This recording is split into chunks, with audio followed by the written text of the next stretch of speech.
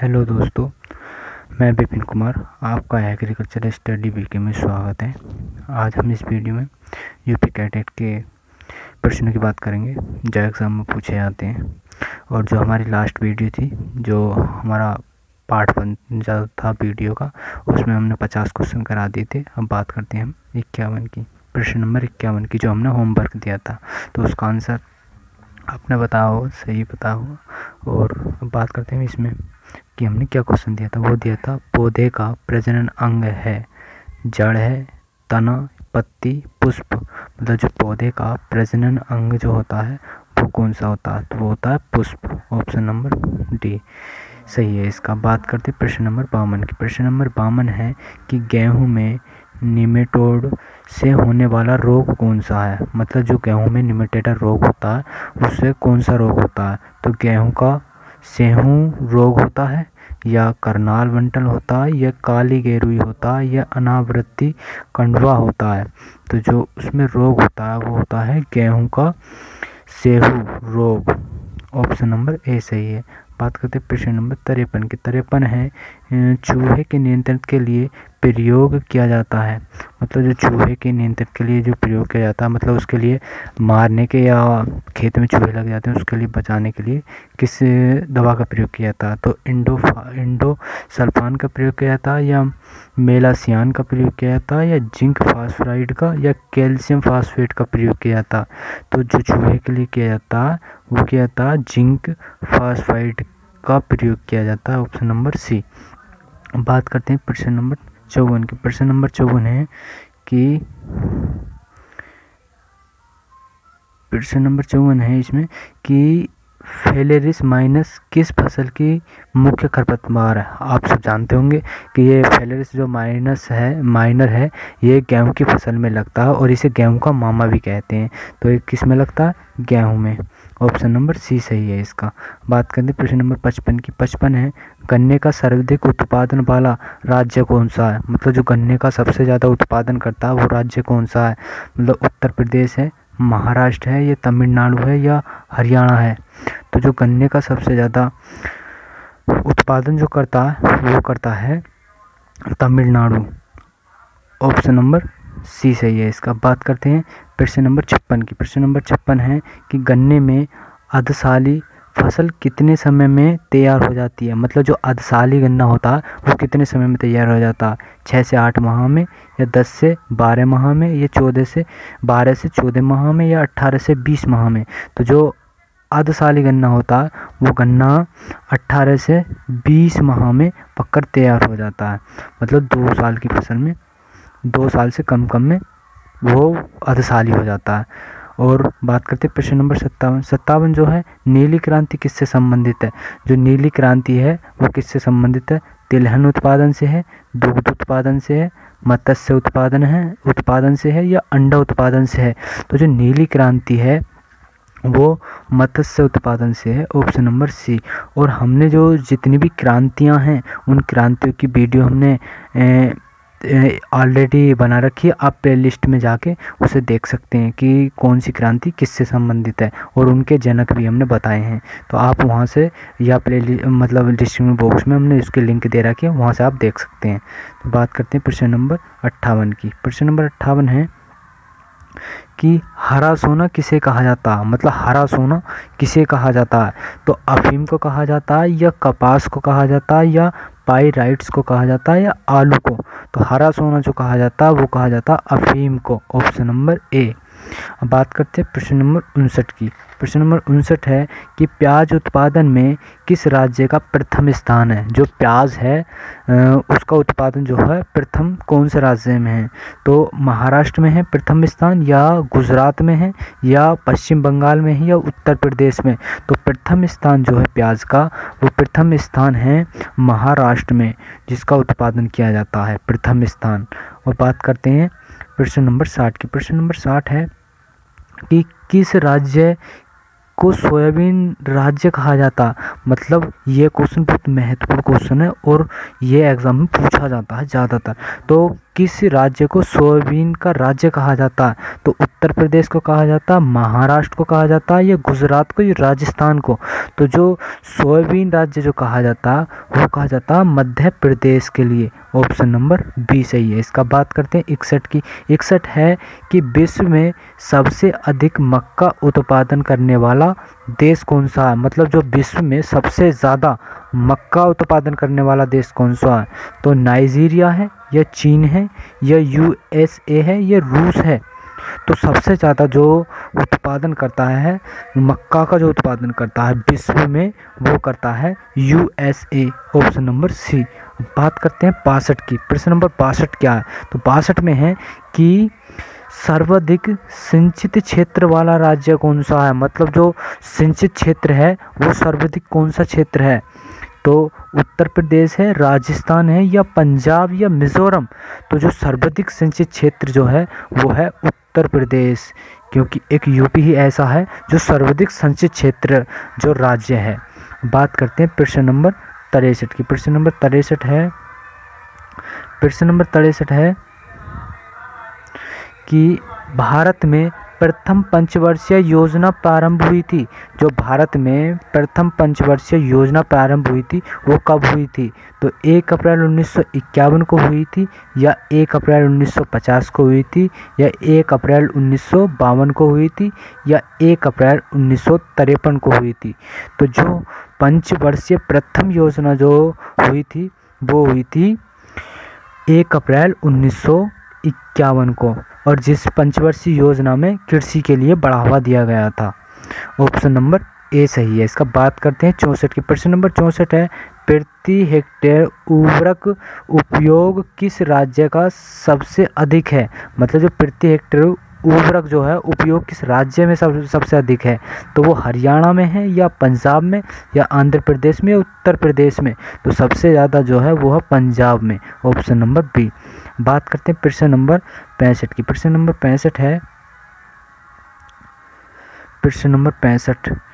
65 है कि भारत में सबसे पहले कौन सा उर्वरक तैयार किया गया था? जो भारत में सबसे पहले जो कौन सा उर्वरक तैयार किया गया था? वो यूरिया था, या DAP, या सिंगल सुपर फास्फेट, या पोटेशियम सल्फेट? जो भारत में सबसे पहले उर्वरक तैयार किया गया था तो वो उर्वरक था single super phosphate. Option number C. बात करते हैं प्रश्न नंबर बात करते हैं 66 की। प्रश्न नंबर 66 है कि साइनोबैक्टीरिया किस फसल में जैव उर्वरक के रूप में प्रयोग किया जाता है? मतलब जो साइनोबैक्टीरिया होता है वो जैव उर्वरक के किस रूप में प्रयोग किया जाता है? तो मक्का की फसल में प्रयोग किया जाता है, या धान की, या गेहूं की, मूंगफली की? तो वो जो साइनोबैक्टीरिया होता है वो किया जाता है धान की फसल में। Option number C. बात करते हैं 67 की। तो 67 है कि भारत में सबसे अधिक वर्षा वाला, मतलब भारत में सबसे अधिक वर्षा कहाँ पर होती है? जो सबसे अधिक वर्षा जो होती है वो कहाँ पर होती है भारत में, इंडिया में? तो ऑप्शन नंबर है चेरापूंजी, दूसरा है मानसीनाराम, या लेह, या जैसलमेर में? तो सबसे ज़्यादा जो वर्षा होती है वो होती है मानसीनाराम में। Option number B. अब बात करते हैं प्रश्न नंबर 68 की। प्रश्न नंबर 68 है कि भारत में कुल क्षेत्रफल का कितना प्रतिशत भाग वनांचल छिद्र है? मतलब जो बनाव से जो घिरा हुआ है प्रतिशत भारत में कितना क्षेत्रफल है? तो 21.05%, या 33%, या 16.05%, या 18.05%? तो भारत में जो है 21.05% घिरा हुआ है वनांचल छिद्र। अब बात करते हैं 59 की। प्रश्न नंबर 69 है कि राष्ट्रीय कृषि वानिकी अनुसंधान केंद्र कहाँ पर है? जो राष्ट्रीय कृषि अनुसंधान जो है कहाँ पर है? वो देहरादून में है, या करनाल में, या झांसी में, या कानपुर में? तो जो राष्ट्रीय कृषि वानिकी अनुसंधान है संस्थान वो झांसी में स्थित है, ऑप्शन नंबर सी। और हमने हमारी वीडियो अनुसंधानों से संबंधित हमारी वीडियो अपलोड है और उसकी वीडियो आपको डिस्क्रिप्शन बॉक्स में मिल जाएगी, आप वहां से इसे देख सकते हैं। और टोटल जितने भी अनुसंधान हैं उनकी भी हमने एक वीडियो बना रखी है, ज़्यादा बड़ी वीडियो नहीं है, आप उसे देख सकते हैं, आपकी उससे हेल्प हो सकती है। और जिसमें यूपी कैटेट में हर एक वर्ष राष्ट्र मतलब अनुसंधानों से एक न एक क्वेश्चन पूछा जाता है, कि पूछ सकता है कि आईसीआर का मुख्यालय कहाँ पर है और आईआईएआर कहाँ पर है, ये ऐसे क्वेश्चन पूछे जाते हैं। अब बात करते हैं प्रश्न नंबर 70 की। प्रश्न नंबर 70 है कि आईसीएआर के वर्तमान महानिदेशक कौन से हैं। जैसे कि मैं आपको अभी बता रहा था कि आईसीआर का मुख्यालय कहाँ पर है, ऐसे पूछ सकता है, और या ऐसे पूछ सकता है कि आईसीआर के वर्तमान महानिदेशक कौन हैं। तो डॉक्टर सुंबना अयप्पन या डॉक्टर मंगल राय या डॉक्टर पियरे पाल या राधा कृष्ण मोहन। तो जो आईसीआर के महानिदेशक हैं वो डॉक्टर हैं doctor Subbanna Ayyappan, option number A सही है इसका। बात करते हैं 71 की। प्रश्न नंबर 71 है कि भारत में प्रथम कृषि गणना कब हुई थी। जो भारत में प्रथम गणना जो हुई थी कृषि, वो कब हुई थी। तो सन 1970 में हुई थी, या 1981 में हुई, या 1972 में, या 1985 में। तो जो इसकी गणना हुई थी वो हुई थी 1972 में, ऑप्शन नंबर सी। बात करते हैं 72 की। प्रश्न नंबर 72 है कि भारत में सब्जी के अंतर्गत आने वाले क्षेत्रफल हैं, मतलब जो भारत में सब्जी के अंतर्गत आने वाले क्षेत्रफल हैं वो कौन कौन से हैं। तो मतलब क्षेत्रफल हैं अंतर्गत तो कितने हैं, 6.36 मीटर हेक्टेयर, या 7.9 मीटर हेक्टेयर, या 2.46 मीटर हेक्टेयर, या 1.70 लाख हेक्टेयर। तो जो भारत में सब्जी के अंतर्गत जो आने वाले क्षेत्र हैं वो हैं 7.9 million hectare, option number B सही है इसका। बात करते हैं प्रश्न नंबर 73 की। प्रश्न नंबर 73 है कि पौधे का कितना प्रतिशत भाग कार्बन का बना होता है। 45% या 33% का, या 6% का, 94% का। तो पौधे का जो भाग बना हुआ होता है कार्बन का जो बना होता है वो होता है 45% का, ऑप्शन नंबर ए सही है इसका। बात करते हैं 74 की। 74 है किसके नाम पर आईएआरआई का मुख्यालय पूसा का नामकरण किया गया। जैसा कि मैं अभी बता रहा था आपको, आईआईएआर भी पूछ सकता है और आईआईएआर भी पूछ सकता है कि इसका मुख्यालय कहाँ पर है और इसका नामकरण किसने किया, इसके निर्देशक कौन है। तो अब बात करते हैं इसका मुख्यालय पूछा का नामकरण किसने किया। तो लॉर्ड कर्जन ने किया था, या हेनरी किप्सन ने किया था, या सर मोहम्मद हवरी बुल्लाह ने किया था, या डॉक्टर मोहन सिंह मेहता ने किया था। तो इसका जो नामकरण किया था वो किया था हेनरी किप्सन ने, ऑप्शन नंबर बी। बात करते हैं 75 की। प्रश्न नंबर 75 है प्रथम केवीके की स्थापना कहाँ की गई। तो सुल्तानपुर में की गई थी, या पांडिचेरी में की गई, या आनंद में की गई, या गोवा में की गई थी। तो जो केवी की स्थापना की गई थी वो की गई थी पांडिचेरी में, ऑप्शन नंबर बी। और बात करते हैं प्रश्न नंबर 76 की। प्रश्न नंबर 76 है कि सबसे अधिक कपास का उत्पादन कहाँ पर होता है। सबसे ज़्यादा कपास कहाँ पर उगाई जाती है। ऑप्शन नंबर ए है चीन, ऑप्शन बी है भारत, ऑप्शन सी है संयुक्त राष्ट्र अमेरिका, ऑप्शन सी है ब्राज़ील। तो सबसे ज़्यादा जो कपास की खेती की जाती है वो की जाती है चीन में, ऑप्शन नंबर ए। बात करते हैं प्रश्न नंबर 77 की। 77 है कि राष्ट्रीय जीन बैंक NBPGR की स्थापना कहाँ की गई थी। नई दिल्ली में, हैदराबाद में, करनाल में, या मुंबई में। तो जो NBG की स्थापना की गई थी वो की गई थी नई दिल्ली में, ऑप्शन नंबर ए। बात करते हैं प्रश्न नंबर 78 की। 78 है कि एशियाई सब्जी अनुसंधान एवं विकास केंद्र ABRCDC का कहाँ स्थित है। तो ये कहाँ स्थित है, ABRC कहाँ स्थित है। तो ये ताइवान में स्थित है, या वाराणसी में, रोम में, या जिनेवा में। तो ये AVRD जो है मतलब एशियाई औषधि अनुसंधान एवं विकास केंद्र जो स्थित है वो है ताइवान में। ऑप्शन नंबर ए। बात करते हैं प्रश्न नंबर 79 की। प्रश्न नंबर 79 है कि वायु गति किस यंत्र द्वारा ज्ञात की जाती है। जो वायु की गति ज्ञात की जाती है उसका किस यंत्र की सहायता से की जाती है। तो विंडोपेन से की जाती है, या एनोमीटर से की जाती है, बैरोमीटर से, या रेन गेज से।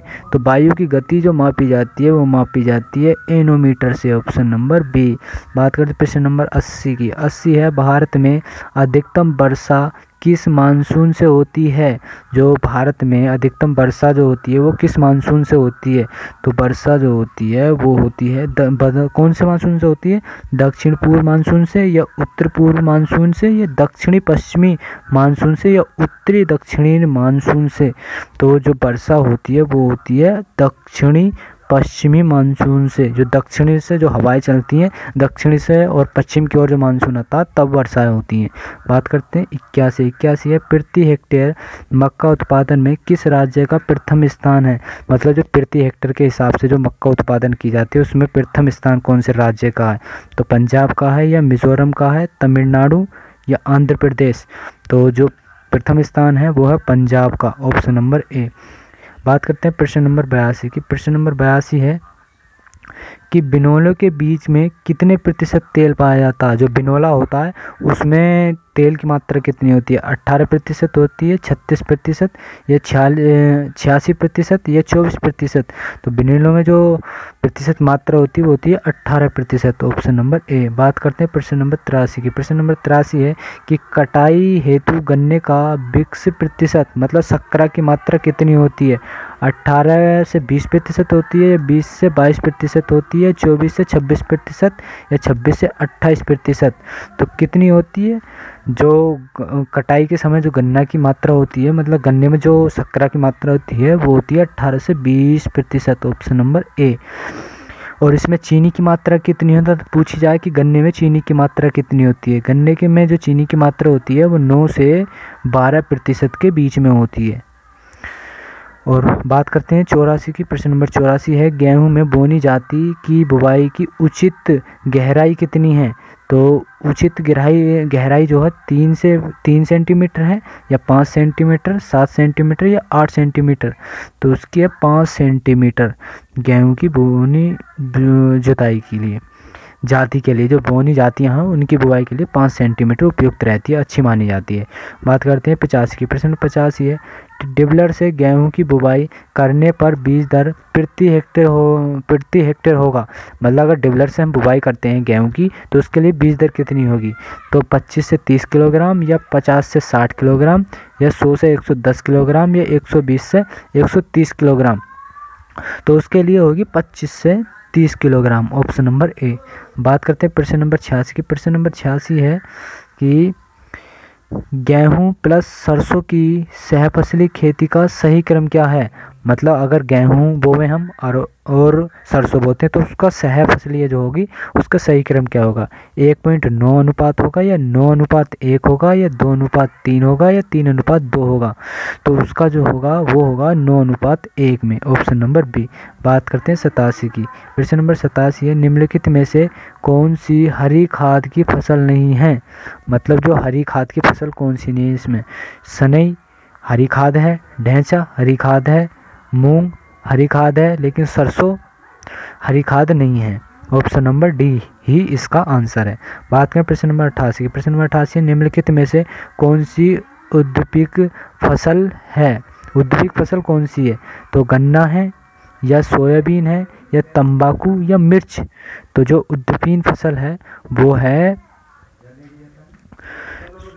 तंबाकू। ऑप्शन नंबर सी।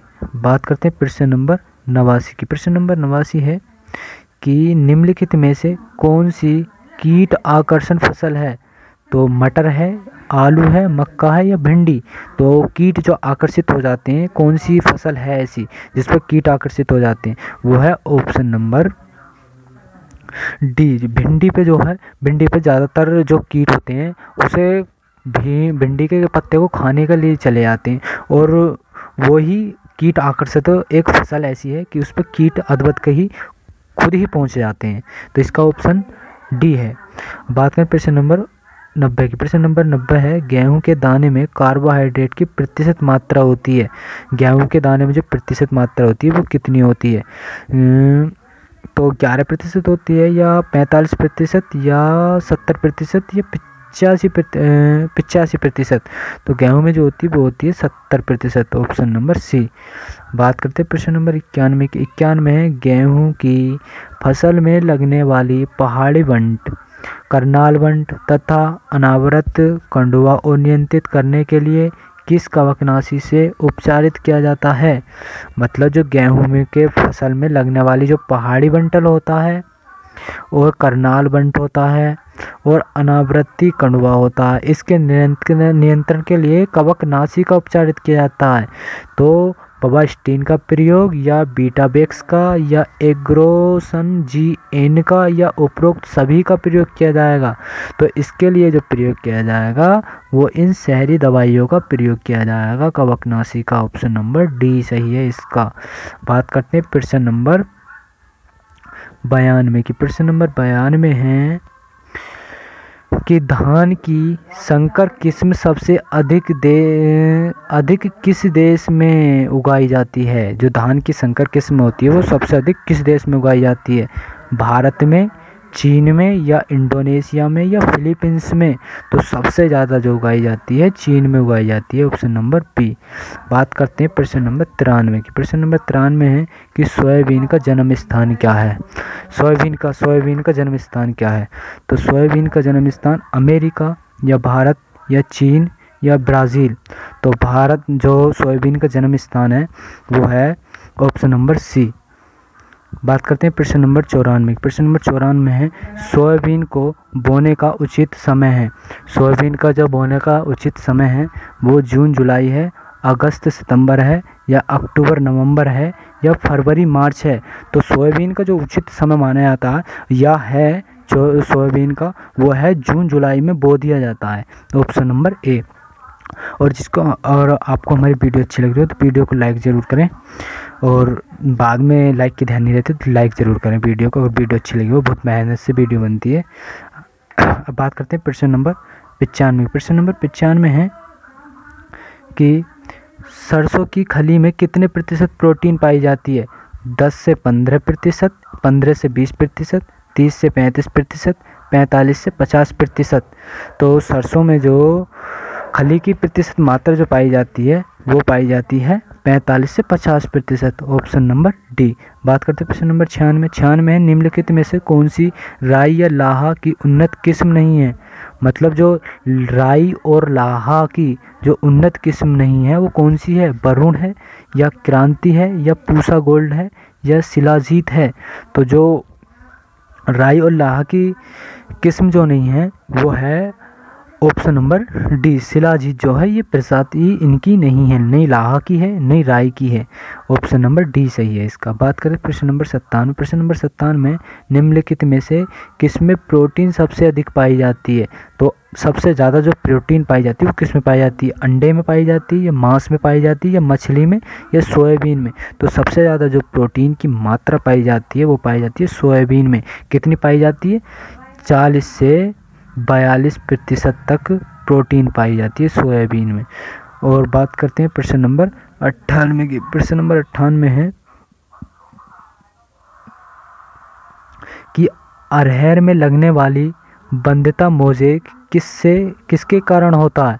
जो अरहर में जो बंध्यता मोज़ेक लगता है वो किसके कारण लगता है? जीवाणु के कारण लगता है, वायरस के, या सूत्रकृमि के, या कवक के? तो जो अरहर वो लगता है वायरस के कारण लगता है बंध्यता मोज़ेक रोग, अरहर में जो लगता है, ऑप्शन नंबर बी सही है इसका। बात करें प्रश्न नंबर 99 है, मटर की फसल में प्रति हेक्टेयर कितने नाइट्रोजन दिया जाता है? जो मटर की फसल है उसके लिए प्रति हेक्टेयर कितनी नाइट्रोजन की मात्रा दी जाती है? तो 100 किलोग्राम, या 70 किलोग्राम, या 50 किलोग्राम, या 20 किलोग्राम? तो जो नाइट्रोजन की प्रति हेक्टेयर जो मटर की फसल में दी जाती है वो दी जाती है 20 किलोग्राम, ऑप्शन नंबर डी सही है। अब बात करते हैं प्रश्न नंबर हम 100 की, प्रश्न नंबर 100 जो कि हमारी वीडियो का लास्ट क्वेश्चन है। मक्का का अंतरण 60 से 25 सेमी रखने पर प्रति हेक्टेयर पौधे की संख्या क्या होगी? अगर मक्के का अंतरण 60 से 25 सेंटीमीटर रख दिया जाए तो प्रति हेक्टेयर पौधों की संख्या कितनी होगी, मतलब 1 हेक्टेयर में पौधों की संख्या कितनी बैठ जाएगी? तो ये ऑप्शन नंबर ए है 66,666 पौधे, या 77,777 पौधे, या 75,000 पौधे, या 55,555 पौधे। तो जो पौधों की संख्या बैठेगी 60 और 25 के हिसाब से, हम सेमी के हिसाब से प्रति हेक्टेयर पौधे में की संख्या जो होगी हमारी बैठेगी उसमें 66,666 पौधे बैठेंगे, ऑप्शन नंबर ए। और प्रश्न नंबर 101 है, दाने के लिए ज्वार की बीज दर प्रति हेक्टेयर है। मतलब जो दाने के लिए, अगर हम दाने के लिए ज्वार उगाएंगे उसके लिए बीज दर कितनी है?